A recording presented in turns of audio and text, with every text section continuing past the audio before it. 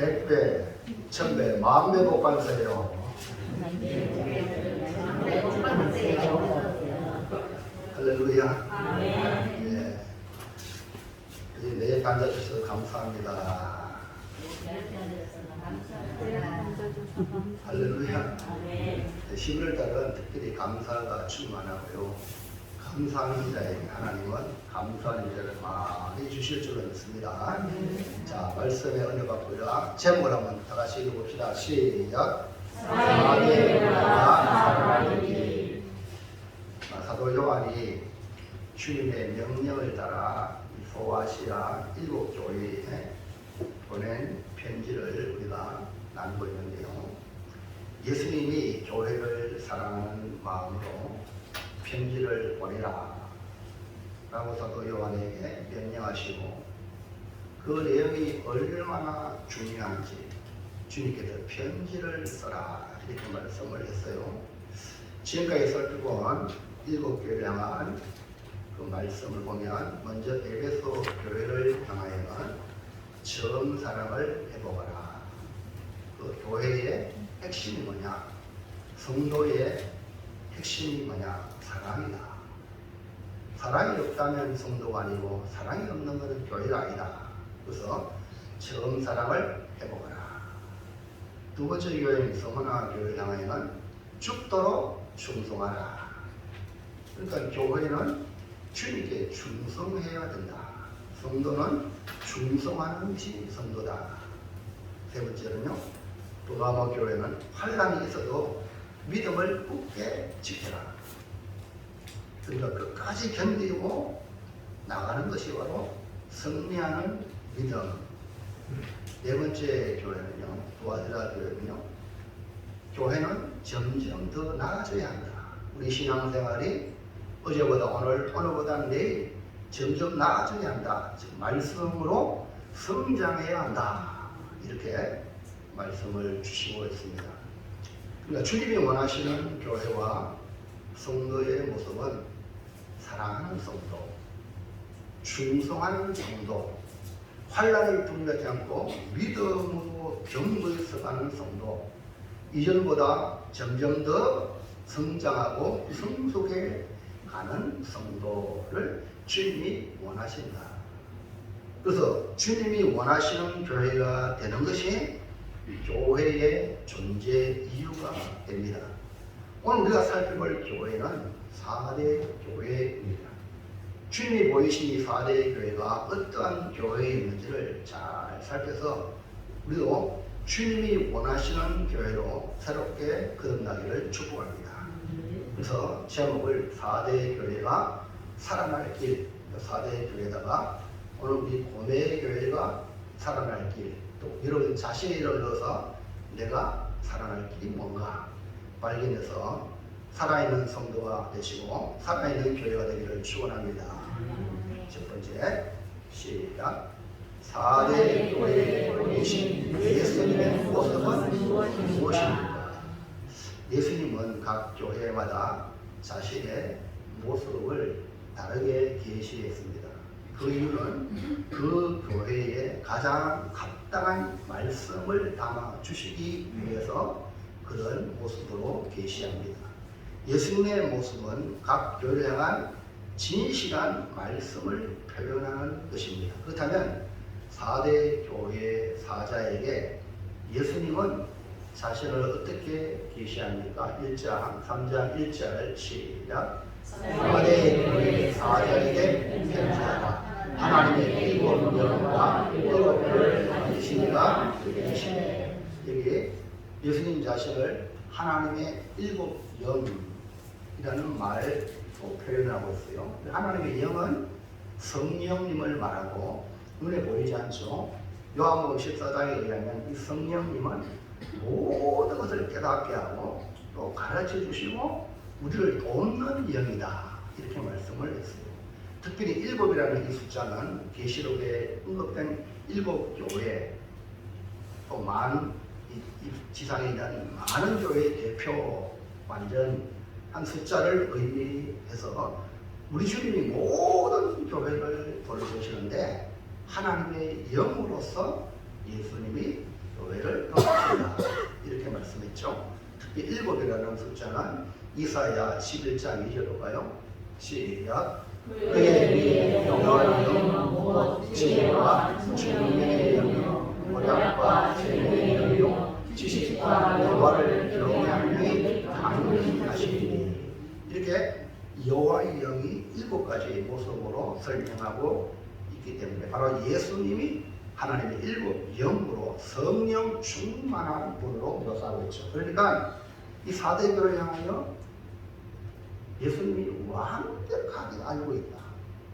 4대 교회는 잘 믿는 줄 알고 자기는 잘하는 줄 알고 있는데 주님의 눈은 쏟을 수가 없다. 그러니까 예수님은 완전하고 완벽하게 우리의 사정을 아시고 깨닫게 하시고 가르쳐주시고 돌봐주신다. 그러니까 이 시간 여러분이 주의 전에 올 때에 가인과 아벨의 마음을 주님이 다 아시듯이 주님이 다 알고 있는.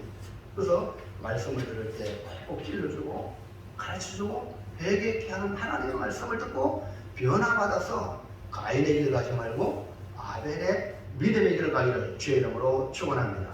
그 다음에 또 7별이 나왔죠. 7별의 의미는 뭘까? 7별이라는 것은 7별은 주님이 해석을 했잖아요. 7교회의 사자다. 주님이 세운 사자라고 말씀을 하셨지만 여기서 별이라고 하면 이 별은 교회를 보호하고 책임지는 천사를 가리킨다고 볼 수 있어요. 즉 어둠 속에서 빛나는 별은 우리의 방향을 지시해 줍니다.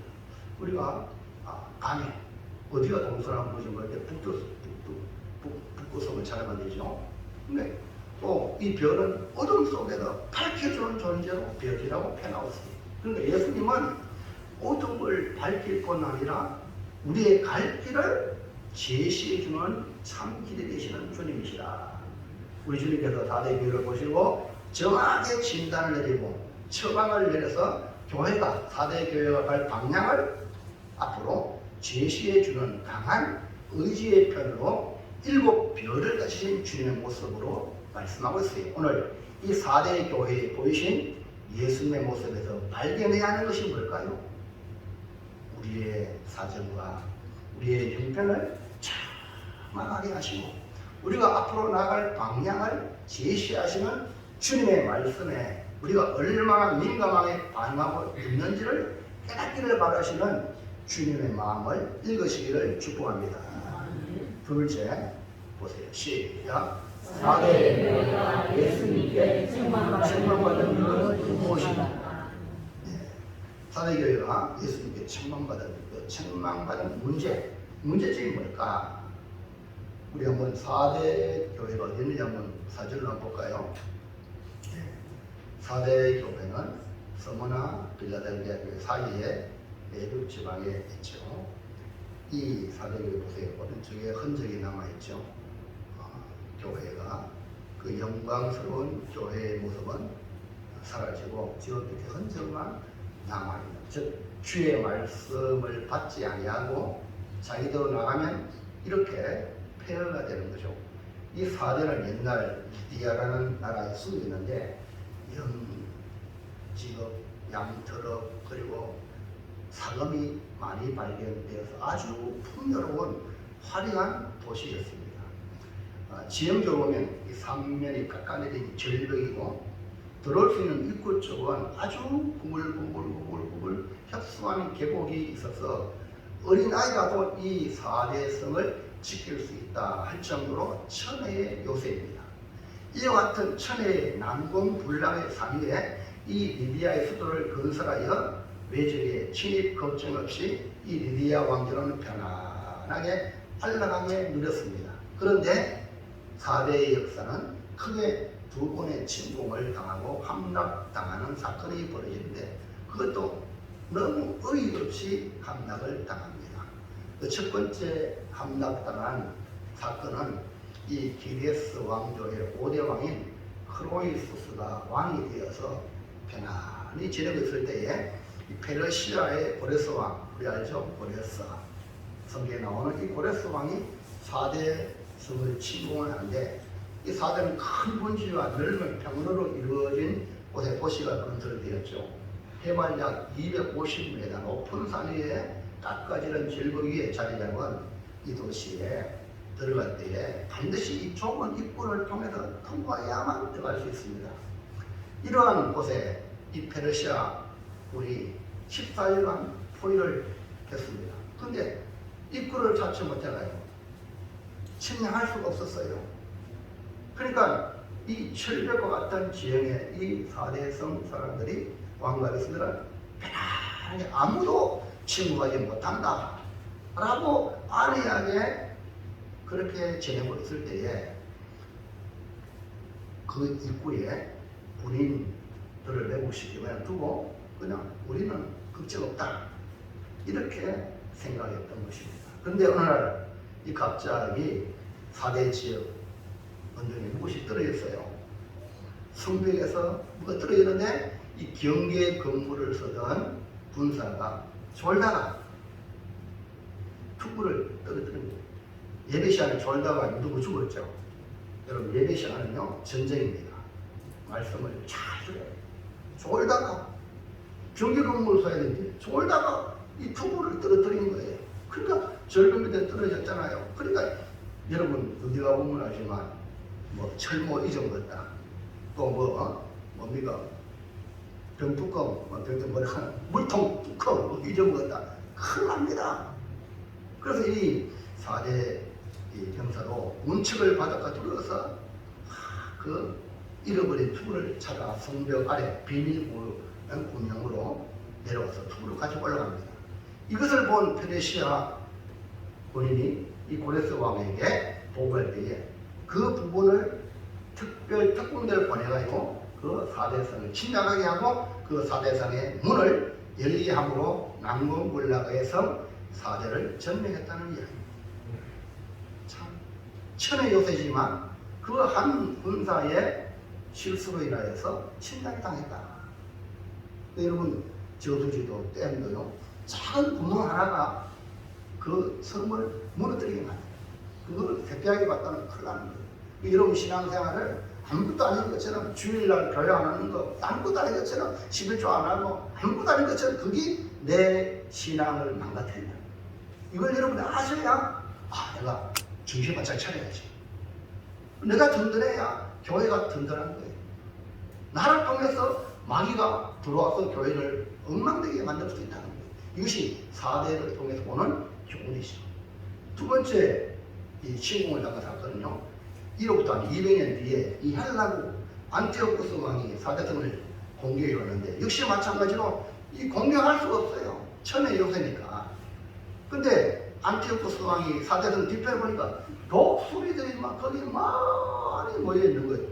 왜 모여있나 정치활동을 보내가지고 알아봐라 있지만 이 4대성 뒤편에 병사들이 무장도 하지 않고 경계도 없이 사람이 전투 중에 죽었다 이런 사람들을 그냥 뒷문에 통해서 버리는 거예요. 버리고 올라가는 거예요. 이걸 보고 헬라군이 그 뒷부분에 험sun한 부분을 통해서 4대성을 밀고 들어와서 성을 함락했다. 4대성이 함락된 두 사건 모두가 안일한 경계를 서다가 성을 뺏겼다. 이 4대 교회와 성도들도 여기서 우리 교훈하는 게 영적인 경계를 바로 하지 않으면 영적인 경계가 바라지 않은 대적에게 교회를 빼앗기고 어려움에 처할 수 있다라는 이런 의미로 경고를 하고 있는 것입니다. 사도 요한 당시 4대는 과거의 명세에는 미치지 못했지만 그래도 굉장히 풍요롭고 화려한 면모를 가지고 있고요. 동양을 대표하며 사치와 부의 도시로 명성을 떨치고 있었습니다. 이런 곳에 교회가 세워지게 된 겁니다. 이 4대 교회는 여러 소아시아 지역의 교회와 특별히 다른 점이 하나 있습니다. 뭐냐면 다른 모든 교회는 핍박을 받았는데 여기는 핍박이 없습니다. 황제 숭배에 대한 위협도 없었고 또 교회 안에 이단들도 없었고 유대인들의 핍박도 전혀 없었어요. 정말 교회가 그냥 가만히 있어도 성장하기에 이상적인 환경을 가진 그런 환경의 교회에 있습니다. 그래서 누구나 부러워. 그 교회는 세워놓기만 하면 부흥이 된다. 이렇게 말할 정도로 이렇게 부러웠던 교회인데 주님은 전혀 다른 말씀을 주고 있습니다. 계시록 3장 1절 볼까요? 시작. 4대 교회의 사자에게 편지하나 하나님의 일곱 영과 일곱 별을 가지시리가 이르시되 내가 내 행위를 아노니 내가 살았다 하는 이름은 가졌으나 죽은 자로다. 4대 교회에 대한 주님의 진단은 네가 살아있다. 4대 교회 살아있는 것 같지만 죽은 교회라고 경고하고 있습니다. 이 말씀은 오늘도 우리가 이 세상에 많은 교회도 있지만 오늘 우리 고매교회도 이렇게 주님의 책망을 받지 않을까. 살아있는 것 같지만 실상 죽은 교회. 이건요 가장 치명적인 그런 주님의 진단입니다. 다른 교회들이 4대 교회를 보면 인간적으로 봤을 때는 와 교회가 그냥 잘 되니까 부흥되니까 야 이상적인 교회라고 생각할 수 있습니다. 지금 한국 교회도요 여러분 잘 되는 교회 부흥하는 교회 우리를 봤을 때는 와 부럽죠. 근데 주님은 네 살아있다 하는 이름은 가있으나 죽은 교회다 이런 말을 들었다면 그 교회가 어떻게 되겠어요? 그러니까 이게 4대 교회 이게 우리가 지금 눈으로 봤을 때 야 우리가 4대 교회의 흔적만 되면 얼마나 좋겠나 반만 되어도 좋겠다 라고 부러워할 경우 있지요. 우리 고매교회도 여러분 외부에 다른 잘 나가는 교회 보면 이야 어때 저기 반만 되면 얼마나 좋겠나 이런 부러움이 있을 수 있어요. 그런데 주님은 너는 죽었다 이런 진단을 하고 영국에 있었던 일인데요 5살짜리 어린 여자아이가 넘어졌어요. 손목이 똑 부러졌어요. 근데 이 아이가 손목이 부러지면 얼마나 아파요. 참 울지도 않고 그냥 엄마 내 손목이 좀 이상하네. 내 손목이 부러졌어. 부러지는데 부러졌어. 이렇게 말하면 엄마는 얼마나 놀랐겠어요. 그래서 빨리 병원에 가서 치료하고 이렇게 했는데 참 이상한 일이다.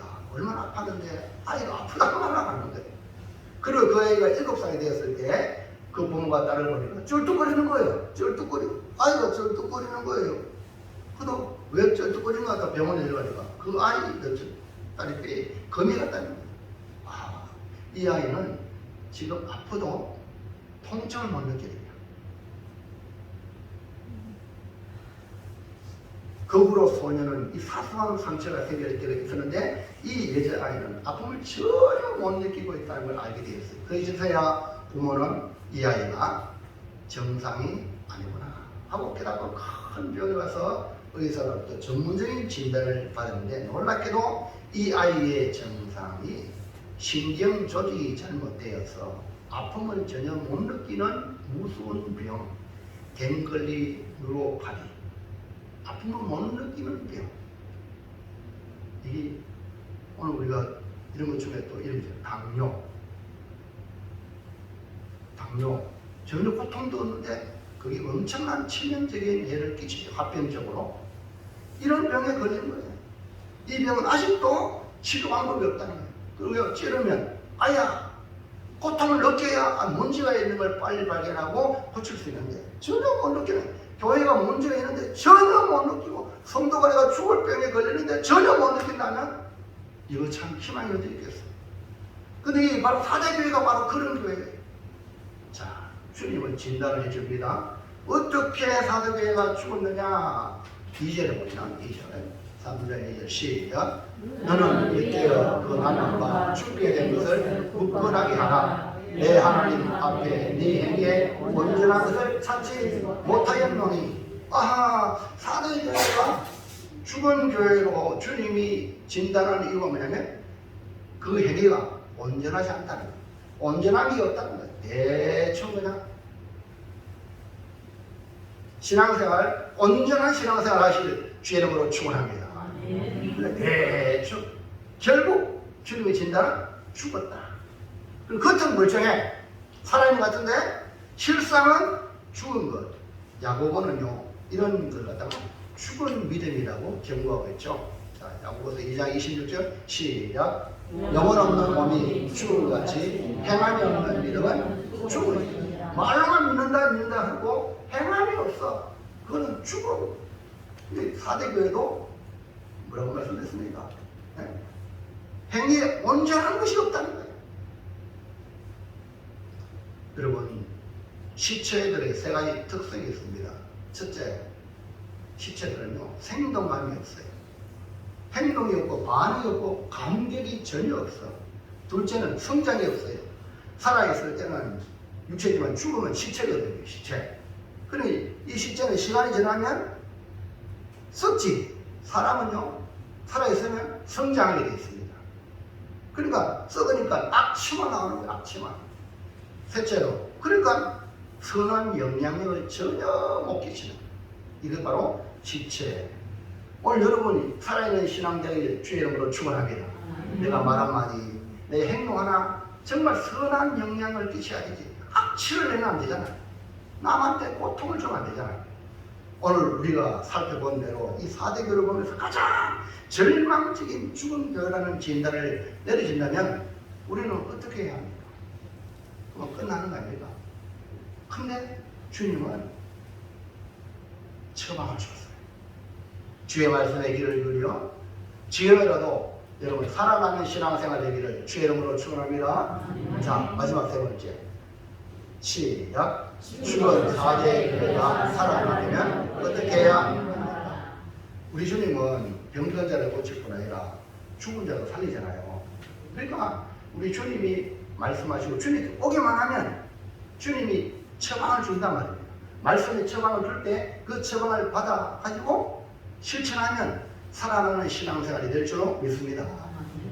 여러분, 사대교회는 모든 면에서 좋은 환경입니다. 좀 다른 걸로 말합니다. 에덴 동산과 같은 곳이 바로 사대입니다. 아브라함과 롯의 입장에 봤을 때는 여호와의 동산 같은 소돔과 고모라 같은 환경입니다. 그러니까 이 사대는요 풍요로움이 있고 외부의 핍박도 전혀 없고 내부의 분쟁도 일어날 필요가 없어요. 정말 평화로운 곳이. 문제는 이것이 뭐냐? 교회를 죽게 만든다. 여러분, 개구리 잡아가고요 냄비에다 팔팔 끓는 물에 개구리 넣어보세요. 개구리 어떠라 하고 뛰쳐나와요. 근데요 냄비에다 따뜻한 물 담아 가스레인지 가스 잘 키우고 되고 땅 아이고 여기가 천국이라 안에다 쌀을 주고요. 땅 주고. 지금 우리 한국교회가 많은 이 진단을 통해서 한국교회 지금 이런 형편이다. 냄비 속에 있는 깨버리고 한다. 정신 바짝 안 차리면 그대로 삼켜 죽는다. 이런 경고를 계속 해왔습니다. 여러분, 이 코로나로 하나님이 주신 것은 엄청난 우리 한국교회에 향한 새로운 비전의 기회라고 볼 수가 있습니다. 이 기회로 정신 바짝 차리고 깨닫지 않으면 한국교회가 사라질 수가 있다. 여러분, 교회는요 핍박과 어려움 속에서 부흥하고 성장합니다. 여러분, 개인적으로 신앙생활 아무도 나에 핍박을 주는 사람 없고 그게 좋은 것 같죠? 그 사람 죽은 거랑 마찬가지예요. 내가 믿음으로 살고 말씀대로 살면 엄청난 재앙이 와요. 어려움이 그걸 때문에 더 믿음이 하나님 앞에 더 가까이 가는 거예요. 여러분, 편안하다고 좋은 것이 아닙니다.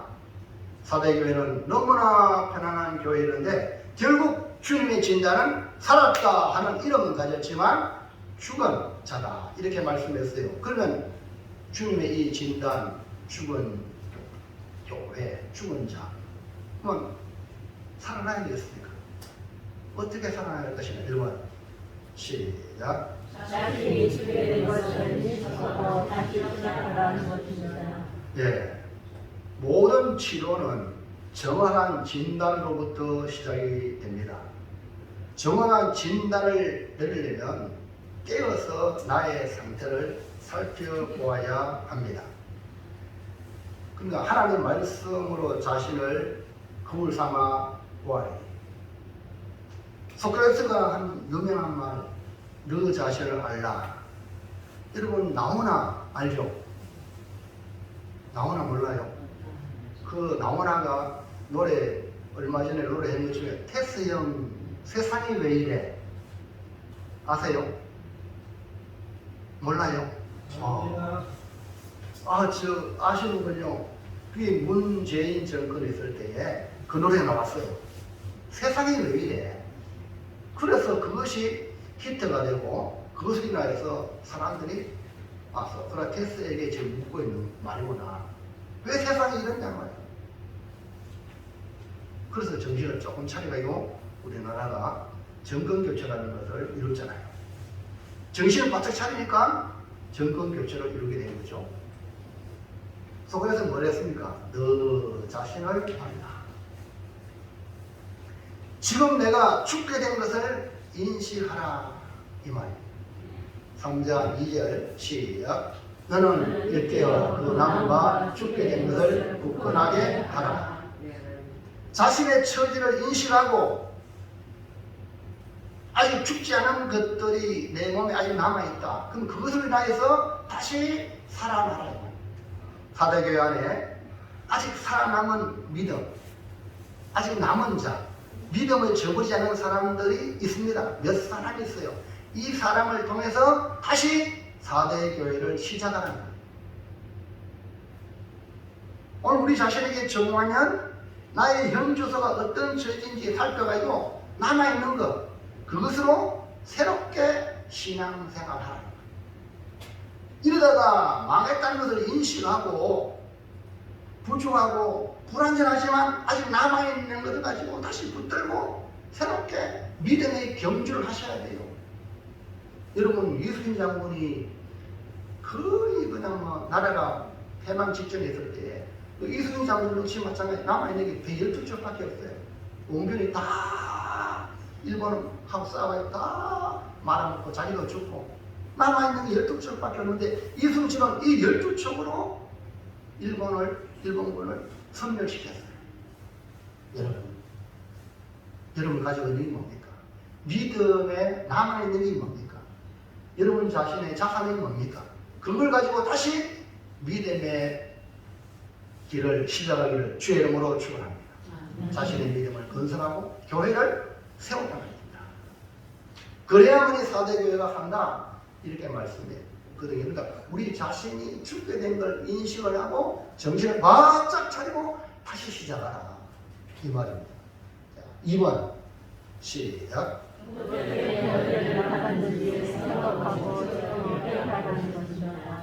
네. 두 번째는요, 지난 이 4대 교회가 세워질 때에 복음을 받았잖아요. 은혜를 받았잖아요. 어떻게 복음을 받고 어떻게 교회가 세워져서 하나님의 은혜로 세워지는가, 이것을 생각하고 그걸 붙들고 지키고 잘못된 거, 내가 하나님의 은혜는 저버리고 우리의 생각으로 살았구나 하고 회개하는 거예요. 어떻게 복음의 은혜를 받았고 어떻게 말씀을 들었는지 지난 날을 내가 예수 믿고 구원받은 걸 한번 생각해 보라는 거예요. 자, 3장 3절 시작. 그러므로 내가 어떻게 받았으며 어떻게 들었는지 생각하고 지켜 회개하라. 예수님은 4대 교회가 죽게 된 것은 이 복음의 말씀을 들을 때에 그들은 어떻게 하나님의 말씀을 정말 사모로 받아가지고 복음을 받으니까 교회를 세웠지요. 그런데 주님이 이 말씀을 하신다는 것은 잊어먹었다는 거예요. 지금 옛날에 그 모습이 살아있다는 거예요.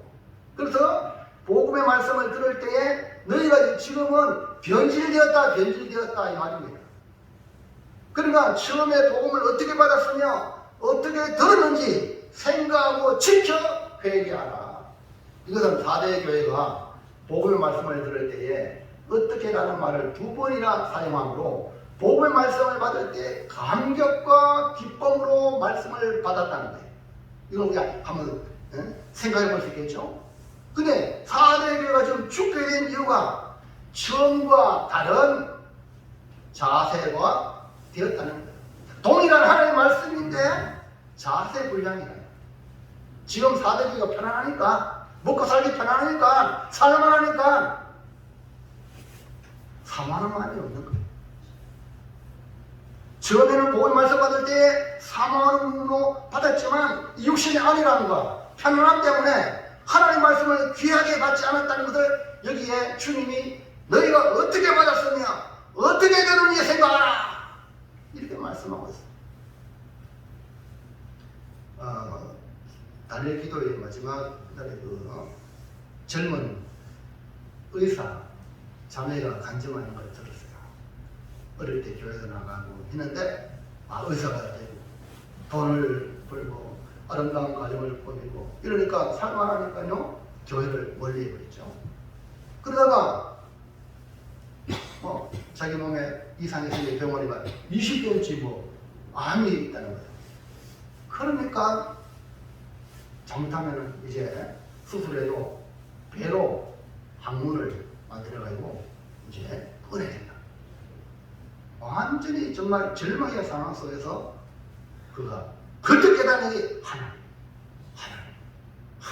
이 새카맣게 잊어버렸었는데 하나님이 생각나요. 그리고 또 자모들 중에 그 오리교회 다니는 성도가 있어가지고 아마 그 성도가 평상시에 전도했겠죠. 근데 그 성도가 생각나가지고 그 성도를 따라 그 먼 오른교회를 오게 된 거예요.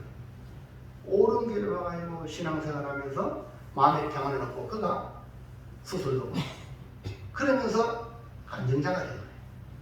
몸이 깨끗하게. 지금은 복음을 위해서 헌신하는 일꾼으로 되었다고 고백하고 있어요. 편안할 때는 잘못 잘 살 때는 전혀 몰랐는데 죽게 된 상황이 되니까 하나님이 생각해요. 그래서 돌아온 거예요. 여러분 교회에 앉아있지만 지금 편안하다, 아무 걱정 없다, 이건 영적으로 죽은 거나 마찬가지예요. 여러분 지금 영적 전투라고 했다는 걸 깨닫지 않으면 안 된다. 사대교회 모양으로 자칫 잘못하면 말씀을 받을 때 더 아는 말씀인데 이런 자세로 받으면 그 사람은 죽은 거나 마찬가지다. 이게 지금 주님이 진단해 주고 있는 거예요.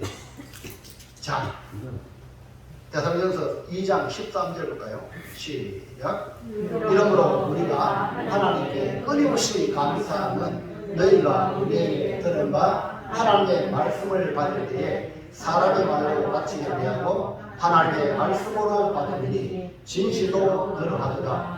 이 말씀이 또한 너희 믿는 자 가운데서 역사하노니라. 바울이 데살로니가 교회 성도를 향하여 너무 감사했어. 왜 감사했는가 보세요.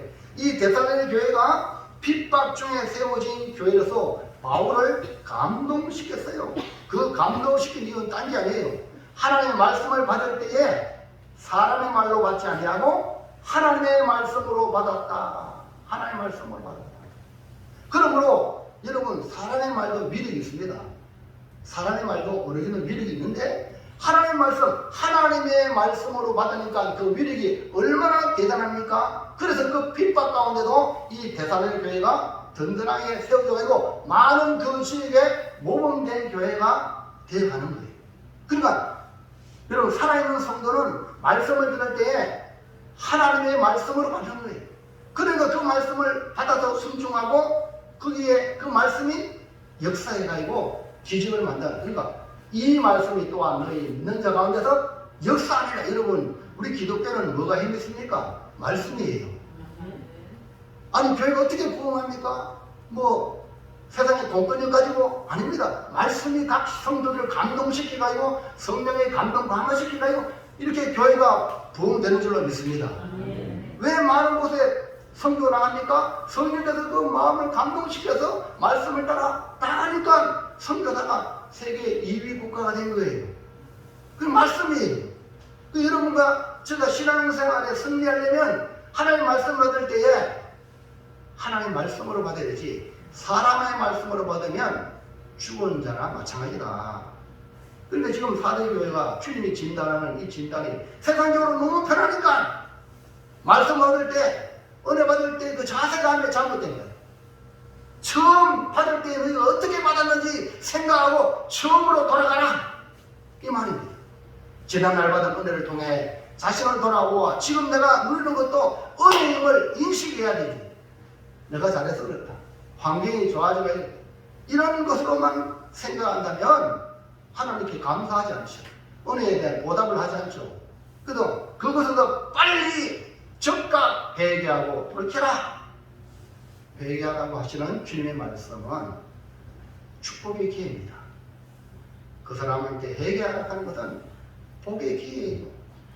다윗이 회개하기를 기다렸지만 회개하지 않을 때 나단을 보내가지고 회개하라. 축복의 기회. 이 다윗이 나단의 말을 듣고 신하들 앞에 비참하게 바로 당신이 죽을 놈이다 라고 할 때에 다윗은 무릎 꿇었단 말이에요. 회개했기 때문에 그 사람이 성문 다윗이 된 거예요. 여러분 이 시간에 말씀을 들을 때 성령께서 이런 마음에 회개하라. 그저 살면 안 된다. 돌이키라. 라고 주시는 말씀을 깨달아서 여러분 죽은 자리에서 산자로 나오시기를 주의 이름으로 축원합니다. 다시 은혜의 자리로 나가서 말씀의 은혜 주님의 말씀 없이 나는 못 삽니다. 이런 사모하는 마음으로 지키고 붙들고 살아가겠다는 결단이 죽음에서 생명으로 나아가게 되는 것입니다. 사랑하는 성도 여러분, 4대 교회는 착각 속에 살았어요. 살아있다고 이만하면 잘 믿는다고 생각했어요. 그래서 영적으로 결국 깨어있지 못하기 때문에 주님의 진단, 죽은 교회라고 진단했습니다. 4대 교회가 살아갈 길은 다른 게 아니에요. 내가 죽게 되었구나. 내가 망하게 되었구나. 이걸 인식하고 정신을 바짝 차리고 다시 기도의 자리로, 다시 은혜의 자리로, 다시 충성의 자리로, 다시 주님의 복된 자리로 돌아오는 거예요. 베드로서 5장 8절에 시작. 근신하라 깨어라 너희 계정 마귀가 우는 사자같이 돌아다니며 삼켜자를 찾나니. 지금 대적 마귀는 우는 사자같이 삼켜 잡아먹을 자를 찾고 있는데 우리가 정신 바짝 안 차리면 잡아먹힌다는 거예요. 계시록 3장 3절 시작. 만일 일깨지 아니하면 내가 도적같이 이르리니 어느 때에 네가 이르는지 내가 알지 못하리라. 여러분 하나님이 우리에게 회개의 기회를 줬거든요. 회개하라고 기회를 줬는데 그걸 넘겨버리면 도적같이 하나님이 임한다. 심판이 임한다. 이렇게 말씀하고 있어요. 언제 어떤 일이 날지 순식간에 부르닥친다. 그러므로 오늘 우리는 이 복음의 말씀을 들을 때 이 초심같이 감격으로 말씀을 받고 또 처음 내가 말씀을 들었을 때 그것들을 생각하고 정말 내가 지금 말씀을 들어도 감동이 없을 때 회개하면서 주여 나를 다시 은혜를 베풀어 주셔서 정말 깨닫게 하시고 말씀의 은혜를 깨닫게 해 주시고 하면서 정신을 바짝 차리고 은혜의 자리에 나가도 여러분 스스로 노력하라고 지금 4대 교회에 향하여 말씀해 주고 있으니 우리가 날마다 주의 진영 올 때 초심을 가지고 은혜를 사모하는 마음으로 나오시기를 주의 이름으로 축원합니다. 이제 결단합니다. 시작. 4대 교회가 살아나기 주님의 있는 것을 인식하고 정신을 차리고 복음의 말씀을 어떻게 받았으며 어떻게 들었는지 생각하고 살아있는 신앙생활 하겠습니다. 기도합니다. 하나님